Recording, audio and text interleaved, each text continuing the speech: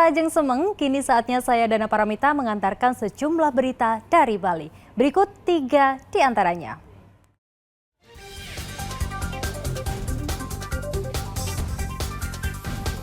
Kebakaran lahan hampir membakar rumah dan menara sutet di Karangasem.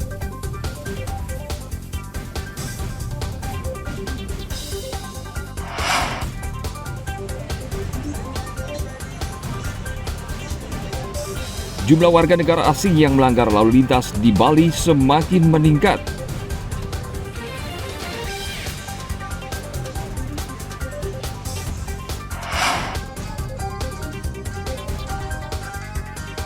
Penting, alat musik tradisional yang masih bertahan di Kabupaten Karangasem.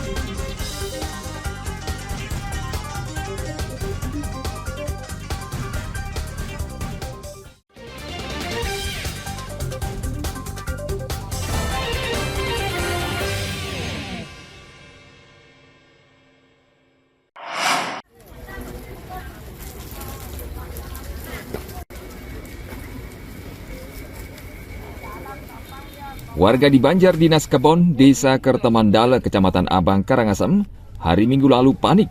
Pasalnya kebakaran lahan yang terjadi di sebelah permukiman mereka hampir saja membakar rumah mereka. Lahan yang terbakar adalah lahan bambu dan kebun. Api dengan cepat merembet dan hampir membakar 6 rumah dan kandang ayam milik warga. Selain itu kebakaran juga hampir menghanguskan menara sutet milik PLN. Warga bersama anggota TNI dari Koramil dan anggota Polsek Abang berusaha menghalau api dengan menyemprotkan air keran dan memukul-mukul api dengan ranting basah. Tidak lama kemudian, 2 mobil pemadam kebakaran Karangasem datang dan langsung memadamkan api. Gimana kejadiannya Pak, bisa jelaskan awalnya? Dia kurang tahu jelasnya Pak, tiba-tiba udah ada api. Udah ada api ya Pak ya? Dari mana sumbernya Pak? Dari bawah sana. Oke, yang terbakar apa Pak? Ini hasil tebang-tebangan. Tebangan ini Pak ya? Oke.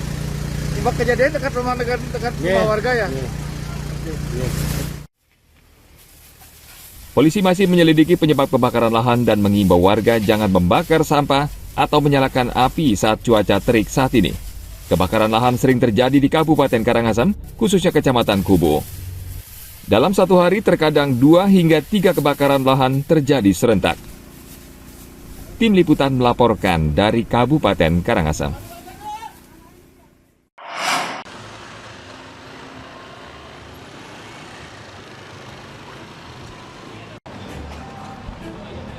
Ditlantas Polda Bali menaruh perhatian penuh terhadap warga negara asing dalam Operasi Zebra Agung 2024 karena makin banyak jumlahnya yang melanggar lalu lintas.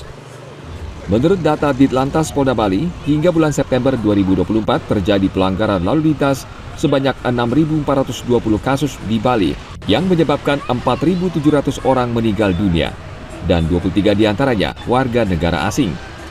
Jumlah ini meningkat sekitar 20% dibanding tahun lalu. Wakapolda Bali Brigjen Pol Ikomang Sandi Arsana saat memimpin apel gelar pasukan Operasi Zebra Agung 2024 di Mapolda Bali Senin lalu meminta perhatian serius semua pihak agar citra pariwisata Bali tidak rusak dengan tingginya statistik kecelakaan lalu lintas di Bali. Jumlah kejadian laka lantas ini tentunya mengalami peningkatan sebesar 21% dibandingkan kasus yang terjadi pada periode sebelumnya pada tahun 2023, di mana terjadi sebanyak 5.315 kasus laka lantas yang menyebabkan sebanyak 481 korban meninggal dunia, di mana 12 orang diantaranya adalah warga negara asing. Di tengah upaya untuk mewujudkan pariwisata Bali yang berkualitas, permasalahan lalu lintas khususnya laka lantas yang melibatkan warga negara asing di Bali harus kita sikapi dengan serius. Kita tentunya tidak ingin citra pariwisata Bali tercoreng akibat kejadian laka lantas yang terjadi secara berulang.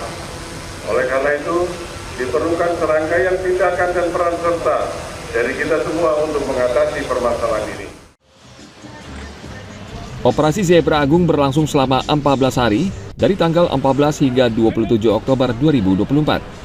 Operasi melibatkan sekitar 1.000 anggota polisi yang terdiri dari 260 personel Polda Bali dan 760 personel Polres Poresta. Sasaran Operasi Zebra Agung 2024 antara lain perilaku berbahaya pengendara, melawan arus, berkendara di bawah pengaruh alkohol, penggunaan knalpot brong hingga menggunakan ponsel saat berkendara. Tim Liputan melaporkan dari Kota Denpasar. Horor nih, gitu. Horor. Main aja nggak apa-apa mas, nggak apa-apa. Pemerintah sejauh ini sudah memblokir jutaan situs judi online di Indonesia. Namun para bandar judi online mencari berbagai cara untuk tetap aktif menarik pelanggan. Menurut Dirjen Aplikasi Informasi Kementerian Komunikasi dan Informatika, Hoki Sitongkir, usai menghadiri konferensi Indonesia Game Developer Exchange di Kuta akhir pekan lalu mengatakan, banyak judi online yang berkedok aplikasi game atau investasi. Dia mengatakan salah satu cirinya pengguna dapat menukarkan koin pada game tersebut menjadi uang. Menurut Hoki, transformasi tersebut merupakan cara baru pembuat judi online untuk menarik pelanggan. Tapi itu tren sekarang, jadi berubah gaya pembuat judi online, layanan judi online ini. Jadi mereka juga bisa, ada yang menipu jadi pura-pura menjadi game, ada yang pura-pura menjadi investasi. Jadi kita kira kita investasi, padahal sebenarnya judi online. Itu trennya udah dari kapan Pak? Baru-baru aja itu. Jadi mungkin udah lama, tapi kita baru deteksi, oh ini kok makin banyak yang begini. Menurutnya, Kemenkominfo mulai mewaspadai trik judi online tersebut, mengingat separuh dari pengguna internet di Indonesia menggunakan aplikasi game sehingga menjadi pasar menggiurkan bagi pembuat game. Sementara itu, sepanjang tahun 2024 ini, Kemenkominfo telah memblokir lebih dari 3 juta situs dan aplikasi judi online. Tim Liputan melaporkan dari Kabupaten Badung.